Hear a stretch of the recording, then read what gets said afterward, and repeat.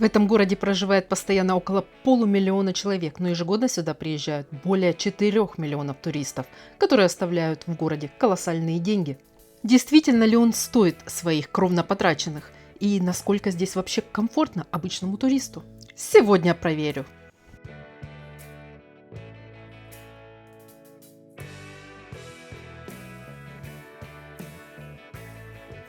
Гданьск часто называют польским Амстердамом из-за узких фасадов домов и готической архитектуры. Ну, давайте честно, никакой паутины каналов тут нет, в отличие от нидерландской столицы. Гданьск держится на одной широкой реке Матлаве. Здесь нет безумных толп велосипедистов, сбивающих с ног на каждом углу, зато есть грандиозный балтийский масштаб и запах моря. И уж точно есть ощущение, что ты попал на средневековый ярмарочный базар, где смешались десятки языков.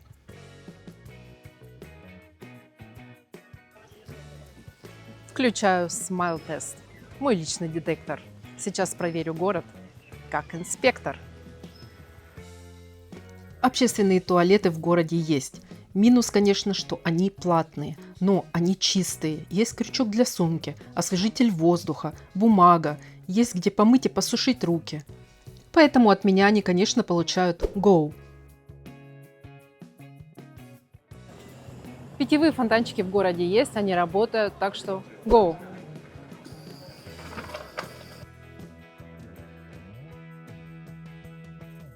Мусорные урны встречаются буквально на каждом шагу, поэтому искать, куда выбросить мусор, не приходится. От меня Go. В центре светофоры почти не нужны, здесь пешеходная зона. Однако один неработающий мне все-таки встретился, но общей картины это не меняет. Go. Со скамейками в историческом центре проблема. Их немного, и они почти все всегда заняты. Несколько раз хотелось мне просто присесть на пару минут, но свободного места не было. Неудивительно, что некоторые туристы отдыхают прямо на ступеньках или на земле. Это для меня no-go. Смайл-тест пройден. Город заботится о туристах, но про уставшие ноги, кажется, немного все же забыл. Гданьск чистый, его убирают, но, к сожалению, не все гости города бережно относятся к чистоте. С городским Wi-Fi у меня не сложилось. Я специально подходила к нескольким официальным точкам, но телефон бесплатную сеть так и не нашел. Допускаю, что это был временный сбой или конкретные точки не работали, но воспользоваться городским интернетом у меня так и не получилось.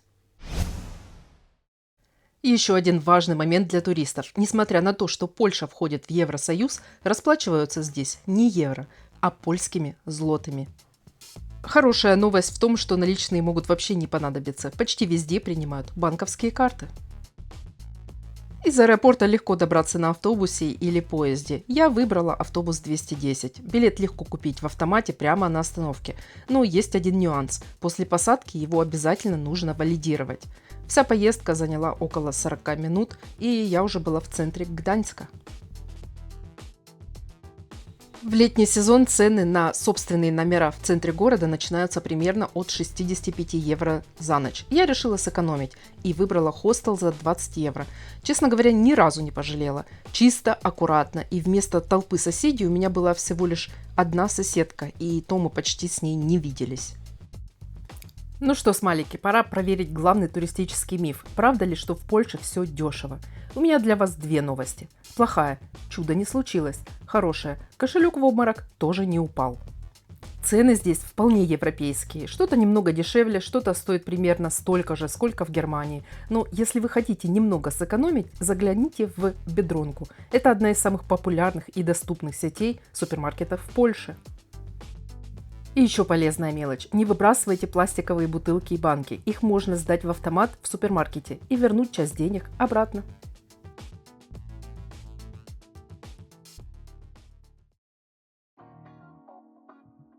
Мне попадались и небольшие ларьки с очень вкусной свежей выпечкой, мимо пройти которых было практически невозможно. А вот цены в кафе, особенно в туристическом центре, уже заметно кусаются. Поэтому, если для вас главное вкусно и недорого покушать, обратите внимание на так называемые млечные бары. Здесь полноценный обед обойдется значительно дешевле. Например, шпагетти болонезе стоит около 5 евро, десерт всего за 2-3 евро. Эти млечные бары – это настоящая польская классика. Когда-то их создали как недорогие столовые, а сегодня сюда приходят и студенты, и пенсионеры, и офисные сотрудники, и туристы, которые не хотят переплачивать за красивый вид из окна. Что касается сувениров, ну какой же Гданьск без янтаря? Здесь его столько, что кажется, если задержаться подольше, он сам начнет вас искать. Правда, продавцы тоже прекрасно знают, зачем сюда приезжают туристы, поэтому цены на красивые украшения очень кусаются. Я читала, что подделок тоже хватает, поэтому лучше покупать в проверенных магазинах. Но если не гнаться за эксклюзивом и немного поискать, вполне можно найти красивый сувенир на память и не оставлять в магазине половину бюджета поездки. О янтаре я рассказывала в прошлой серии много интересного, так что если хотите знать больше, переходите по ссылке выше или можете по окончании видео просто перейти в плейлисты, где все видео разделены на страны, а в них города. Удобно и быстро найти то, что интересует именно вас. Конечно, Гданьск – это не только янтарь. Если хотите познакомиться с чем-то действительно местным, советую обратить внимание на кашубскую кухню. Кашубы – это исторический народ Поморья, который до сих пор бережно хранит свои традиции, язык и, конечно же, национальные блюда. В этой кухне много рыбы, картофеля, грибов и других простых местных продуктов. Все довольно сытно, без лишней вычурности, зато с характером. Мне стало интересно, какая она на вкус, поэтому я заглянула в ресторан с традиционной кашубской кухней. Я заказала суп с картофелем и угрем. Сначала такое сочетание оказалось необычным, но оказалось очень вкусно. Именно такие блюда считаются визитной карточкой этого региона. Здесь жил Флориан Цейнова, человек, которого считают отцом современной кашубской культуры. В любом случае советую обратить внимание на эту кухню. Говорят, фонтан Нептуна – главная достопримечательность. Остановилась бы ли я тут? Да, правда, скорее потому, что здесь такая плотность туристов, что поток людей сам решает, с какой скоростью вам идти. Неудивительно, потому что фонтан является главным символом города уже более 400 лет. Почему именно бог морей? Все просто. Гданьск веками жил благодаря морю, и через его порт проходили корабли со всего света. Город богател на торговле, а Нептун стал символом морского могущества и процветания. С этим фонтаном связана одна очень красивая легенда. Говорят, туристы и местные жители бросали постоянно в воду золотые монеты на удачу. Нептуну это надоело, и однажды он ударил по фонтану своим трезубцем. Монеты рассыпались на тысячи крошечных золотых хлопьев. И именно так, по легенде, появился знаменитый гданьский ликер Goldwasser, в переводе «золотая вода». Реально ликер появился благодаря голландскому купцу еще несколько столетий назад, но легенда настолько понравилась жителям, что сегодня без нее уже невозможно представить город. Советую его привезти как сувенир, и не удивляйтесь золотым хлопьям внутри бутылки. Это настоящее пищевое золото. На вкус оно, конечно, никак не влияет, зато выглядит очень эффектно. Мой совет, если решите купить Goldwasser, лучше загляните в обычный магазин или специализированную винную лавку. В туристических местах иногда продают похожие напитки с золотыми хлопьями, поэтому здесь стоит обратить внимание на производителя. Если Нептун оккупирован туристами, то буквально в нескольких шагах есть еще один фонтан – Львиный. Правда, здесь тоже спокойно не бывает. Только вместо туристов его полностью захватили дети. Они с удовольствием бегают между струями воды, поэтому сделать красивую фотографию без чьих-либо счастливых брызг – тот еще квест. Львы в Гданьске встречаются довольно часто. Для богатого торгового города они стали символом силы, достатка и благополучия. Поэтому их можно увидеть не только у фонтана, но и на фасадах домов или городских украшениях. Но если Нептун считается главным символом города, то львы скорее напоминают о его богатом прошлом.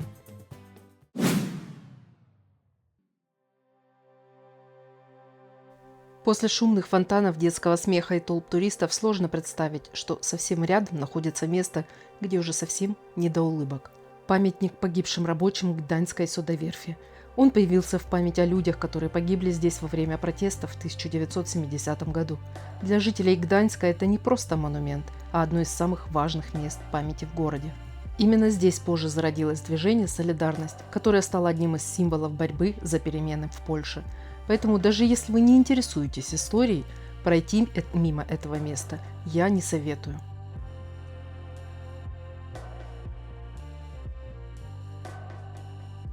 Буквально рядом находятся знаменитые ворота номер 2 Гданьской судоверфи.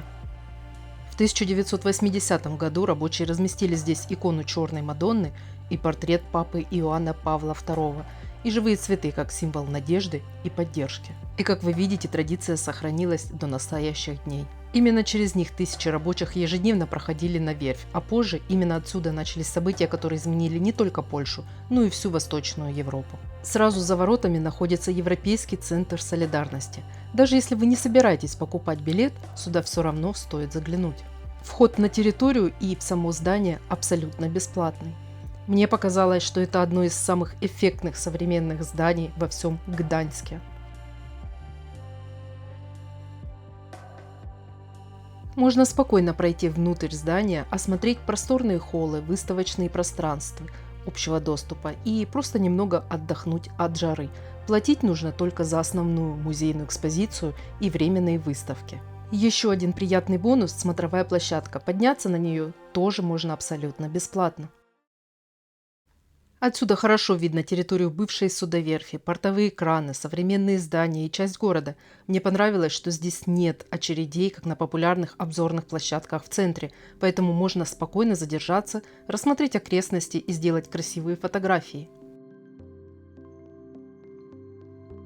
Потом можно спуститься на классном видовом лифте до второго этажа, где работает кафе. Оно, конечно, больше напоминает нашу столовку. Без дорогого интерьера, зато с нормальной домашней едой и очень приятными ценами.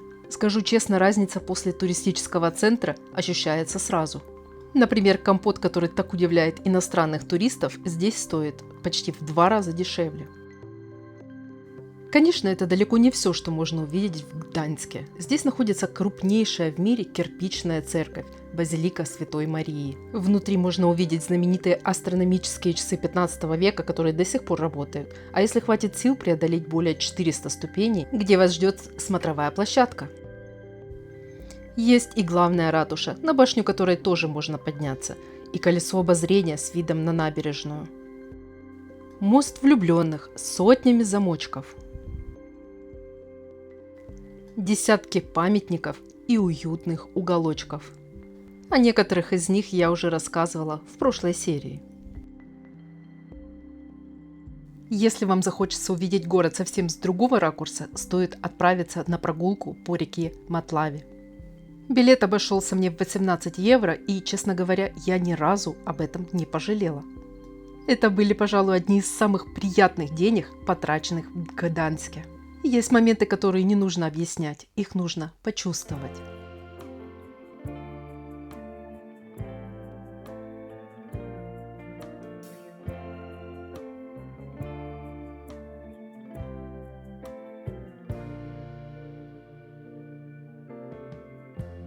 Lighten up, take me on your magic river. Tell me all your dreams align. Sign me up and tell me about the people that you know who are trying to feel alive.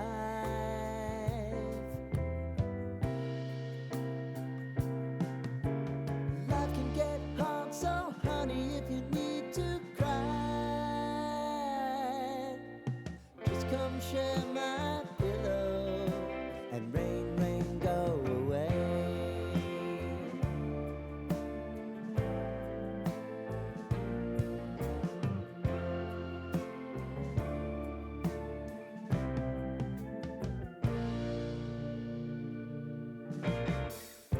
I wanna hear about everything you're ever thinking. You know that I can take the truth. Call me out if you think I'm ever slipping. Maybe I can turn it around. Oh yeah. Baby, if you want us, you know time is on our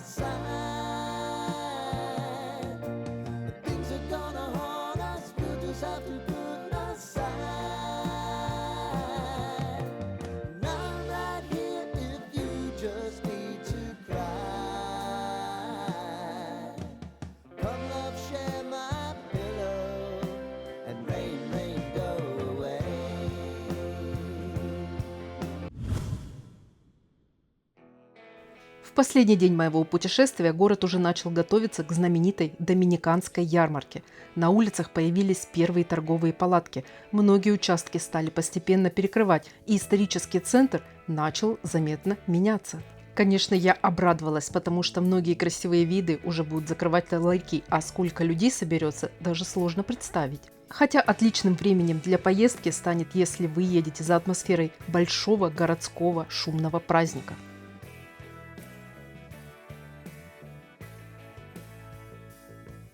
Так стоит ли ехать в Гданьск? На мой взгляд, да. Здесь действительно есть что посмотреть, куда сходить, а для туриста город очень удобный. Большинство достопримечательностей находятся в пешей доступности, и поэтому даже за пару дней можно успеть увидеть очень многое. Безусловно, мне было бы очень интересно узнать ваше мнение. Были ли вы уже в этом городе или, может быть, только планируете поездку? Что вам понравилось больше всего или, наоборот, разочаровало? Обязательно поделитесь своими впечатлениями и советами в комментариях. Думаю, они будут полезны не только мне, но и другим зрителям, которые сейчас выбирают маршрут для путешествия. Если это видео оказалось вам полезным, поддержите его лайком. Подписывайтесь на канал, чтобы не пропустить новые путешествия, а впереди нас ждет еще очень много интересных городов. Города встречаю я с улыбкой. Возможно, там найду ошибку, ведь в каждом месте свой секрет, своя легенда, свой завет. Я все проверю, разберусь и с новой тайной к вам вернусь. До следующей пятницы, смайлики. Пока-пока!